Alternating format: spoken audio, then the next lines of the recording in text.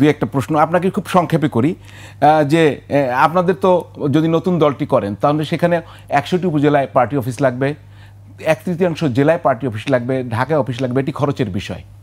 এই একটা বিষয়। আরেকটা হচ্ছে যে আপনি যখন গিয়েছিলেন হাতিয়ায় 82টি তরুণ নির্মাণ করা হয়েছিল, আপনি যখন নেতা নির্বাচিত হলেন তখন আপনার এলাকায় কিন্তু এই পরশুদিন আবার মিছিল বেরিয়েছে যার অগ্রভাগে ছিলেন আপনার বাবা, তো আনন্দ মিছিল। তো এগুলোর কি খরচ হয় না? আপনাদের কি খরচ লাগবে না, টাকা পয়সা লাগবে না? আপনি যদি শর্টলি বলতেন, আমি পুতুল আপাকে দিয়ে শেষ করব। না, খরচ তো অবশ্যই লাগে, খরচ বিভিন্নভাবেই।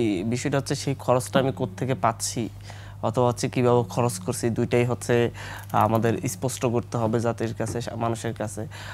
বিষয়টা হচ্ছে আমরা কি কোনো ধরনের মানে হচ্ছে অপকর্ম করে বা হচ্ছে কোনো ধরনের অন্যায় পথ থেকে টাকা আদায় করছি কিনা, সেটা সবচাইতে বড় বিষয়। সেরকম যারা আপনাকে ধরেন কম্বল দিয়েছে তারা কেন দেবে?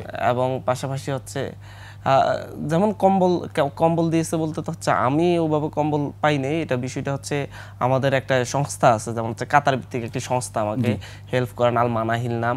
এরপর পাশাপাশি হচ্ছে আমাদের দু একজন অ্যাডভোকেট আছেন, বিদেশি প্রবাসী আমার অনেক বন্ধু বান্ধব আছে, তারা বিভিন্নভাবে হেল্প করেন।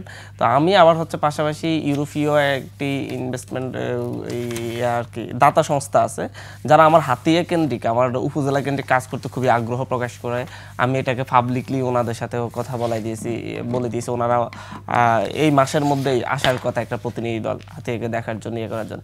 তো আমি আসলে হচ্ছে আমার ন্যাশনাল ইন্টারন্যাশনাল যে পরিস্থিতিটা আছে, যাদের সাথে দেখা হয়, সাক্ষাৎ হয়, আমি তাদের কাছে মূলত হচ্ছে আমার হাতিয়ার যে দুরবস্থাটা আমার অঞ্চলে, সেটা আমি ওনাদের কাছে তুলে ধরি। আমরা একদম বিভিন্ন জায়গা থেকে ওনারা হেল্প আমরা